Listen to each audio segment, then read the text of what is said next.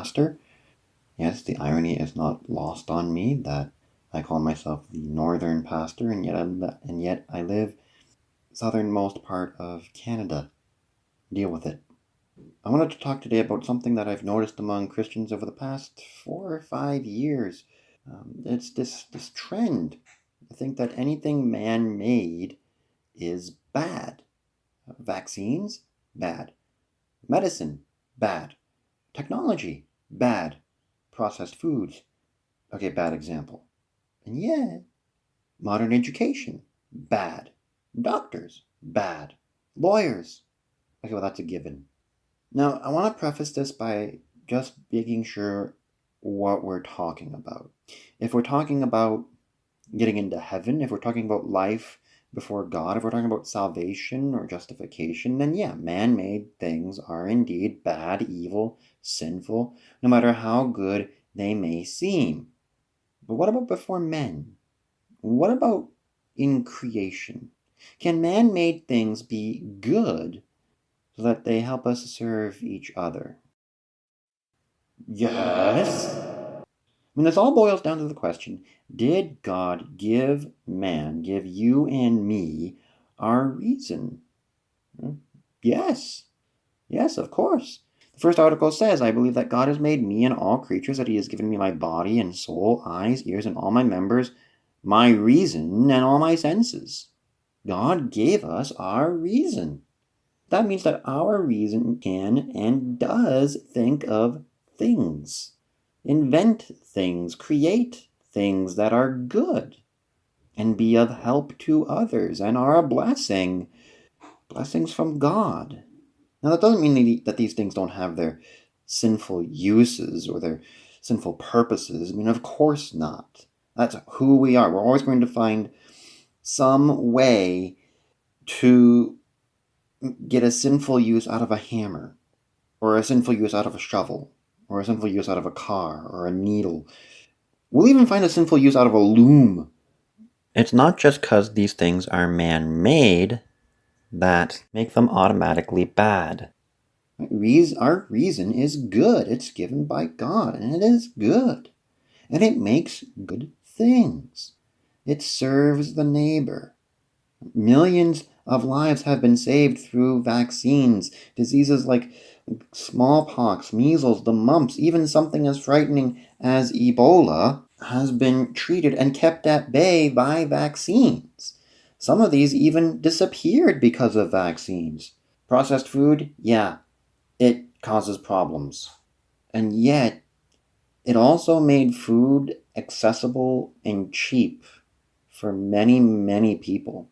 Science, education, yeah, I'm taking two things together and lumping them together. Deal with it. They can be good too. They help us understand creation and how things work. They help us understand how our bodies work so that we can be healthier, so that we can live longer and better and happier. We have learned through science how to get more food out of the earth in order to feed more people. All of these things, can they be misused? Yes, absolutely. Science can be used so that we learn to kill people better. Science can be used to try to bang us over the head with the theory of evolution and draw us away from God and his work in creation. Processed food, it certainly does seem to be causing problems when it's all that we eat. Medicines can be misused, maybe so that we get a high that can be addicting. However, the misuse of something still does not disprove its proper use. Now, just because things can be used for sin or they can be abused, that doesn't stop the blessings that they give. Otherwise, you'd have to stop getting married, because marriage is one of the most abused things throughout all of history. Yet we keep getting married because the misuse does not disprove the proper use. Just because it's man-made doesn't mean that it's automatically bad, but instead it is a blessing from God worked through man-made reason. want to say one last thing. I've noticed that this line of saying which man-made things are good and which one are not is often very, very arbitrary.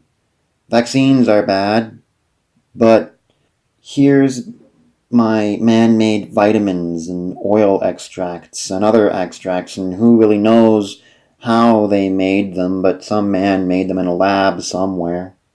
Or, here's my man-made car that I baby and hold in my garage 364 days out of the year.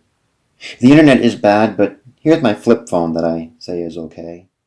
Windows is evil, but Linux is good.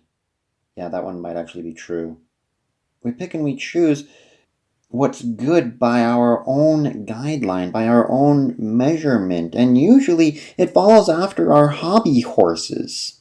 All of this comes from the fact that we have forgotten the first article. Pastor Jonathan Fisk makes this point. I'll put a link to his stuff in the description below if you've never heard of him. He makes good stuff. But he makes that point. We've forgotten the first article, and I agree with him.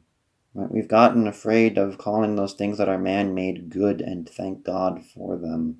We've forgotten that, yeah, we can call coffee loaded with caffeine a good thing. We've forgotten that we can call vaccines a good thing. We've forgotten that we can call modern medicine and doctors and all these things good, used in their proper way. Well, that's it for today. Thanks very much. I'll catch you in the next one. Last week it was a toilet. This week, a bunk bed. And may I just say, I hate hex screws. They strip easy, and the bit always gets stuck in the screw. So frustrating. I really dislike them.